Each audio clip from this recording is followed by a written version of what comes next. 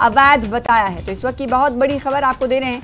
सिंधु जल संधि पर पाकिस्तान को एक बार फिर से बड़ा झटका लगता हुआ दिखाई दे रहा है, क्योंकि कोर्ट ऑफ आर्बिट्रेशन के फैसले को भारत ने खारिज कर दिया है। भारत ने कोर्ट ऑफ आर्बिट्रेशन को बताया है अवैध। आपको बताएं कि जब पहलगाम हमला हुआ उसके बाद भारत ने पाकिस्तान के खिलाफ कई कड़े कदम उठाए थे, जिसमें से सिंधु जल समझौता भी शामिल था। और अब एक और बड़ी खबर, ये पाकिस्तान को झटका लगते हुए, क्योंकि कोर्ट ऑफ आर्बिट्रेशन के फैसले को भारत ने खारिज कर दिया है।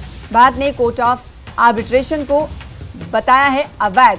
सिंधु जल संधि पर आपको बताएं कि बीच में ये देखने को मिला कि पाकिस्तान की तरफ से भारत के सामने गिड़गिड़ाया भी गया था और इस हवाले से बातचीत करने के पर भी कहीं ना कहीं पेशकश के तौर पर उस वक्त उसे देखा गया था। लेकिन भारत ने दो टूक अंदाज में अक्सर कहा कि आतंकवाद और बातचीत एक साथ नहीं हो सकती। सिंधु जल समझौता जो है वो मुलतवी रहेगा, सस्पेंडेड रहेगा। और इस बीच बड़ी खबर यह है कि पाकिस्तान को एक बार फिर से सिंधु जल समझौते पर बड़ा झटका लगा है, क्योंकि कोर्ट ऑफ आर्बिट्रेशन के फैसले को भारत ने सिरे से खारिज कर दिया है। भारत ने कोर्ट ऑफ आर्बिट्रेशन को अवैध बताया है, गैर कानूनी बताया।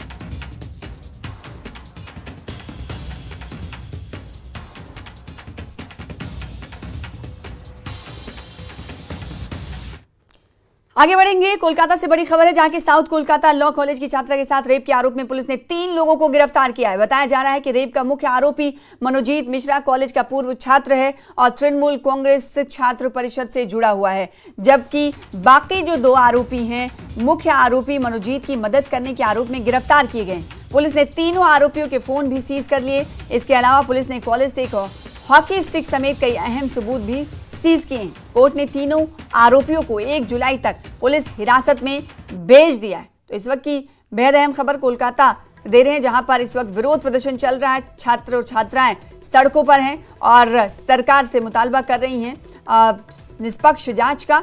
पूरा मामला यह है कि कोलकाता के लॉ कॉलेज में छात्रा के साथ गैंग रेप हुआ और फिर गैंग रेप के आरोप में इस वक्त आपको बताएं कि 3 आरोपी गिरफ्तार किए गए हैं। कस्टडी में 8 जुलाई तक पुलिस कस्टडी में भेज दिया गया है। और कहा जा रहा है जो आरोपी है वो मुख्य जो आरोपी है वो तृणमूल कांग्रेस से जुड़ा हुआ है। छात्रा के साथ रेप के आरोप में पुलिस ने 3 लोगों को गिरफ्तार किया है और जो रेप का मुख्य आरोपी है, जिसका नाम मनोजीत मिश्रा है, वो कॉलेज का पूर्व छात्र है और साथ ही साथ तृणमूल कांग्रेस छात्र परिषद से जुड़ा है। जबकि बाकी जो 2 आरोपी हैं वो मुख्य आरोपी के यानी अहम आरोपी जो है मनोजीत की मदद करने में इन दोनों की गिरफ्तारी हुई है। कुल मिला के 3 गिरफ्तारियां हो चुकी हैं। पुलिस ने तीनों आरोपियों के फोन भी सीज कर लिए। 8 जुलाई तक पुलिस कस्टडी में तीनों आरोपियों को भेज दिया गया है। तो दूसरी तरफ विरोध प्रदर्शन उरूज पर है। 1 जुलाई तक आपको बताएं कि तीनों पुलिस हिरासत में भेज दिए गए। मनोजीत कॉलेज का साबिक तालिब इल्म था।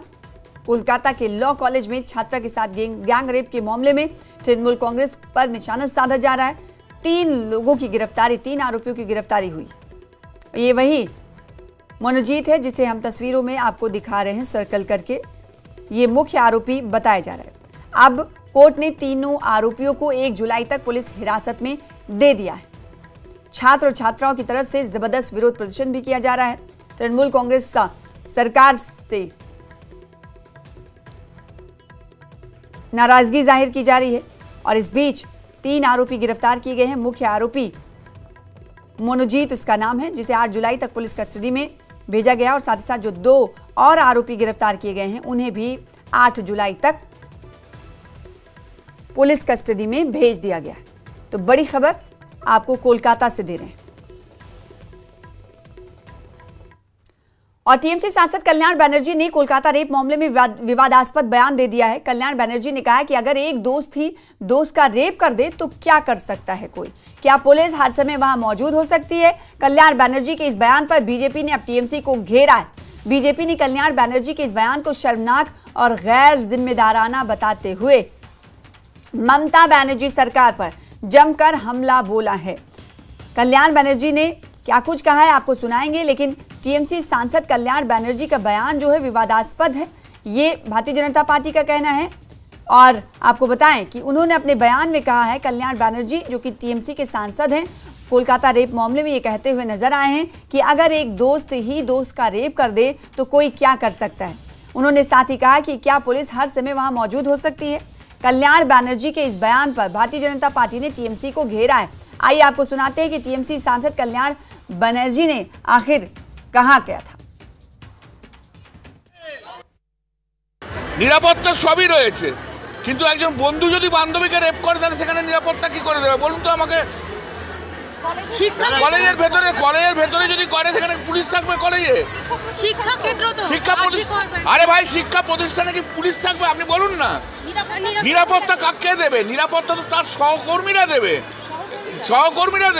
সেখানে সহকর্মীরাই রেপ করছে। অন্যায়টা कारा করছে?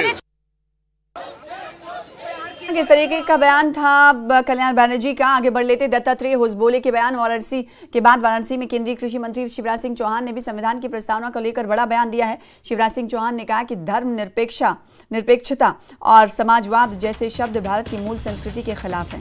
उन्होंने कांग्रेस पर निशाना साधते हुए कहा कि संविधान की प्रस्तावना में गलत शब्द जोड़े गए।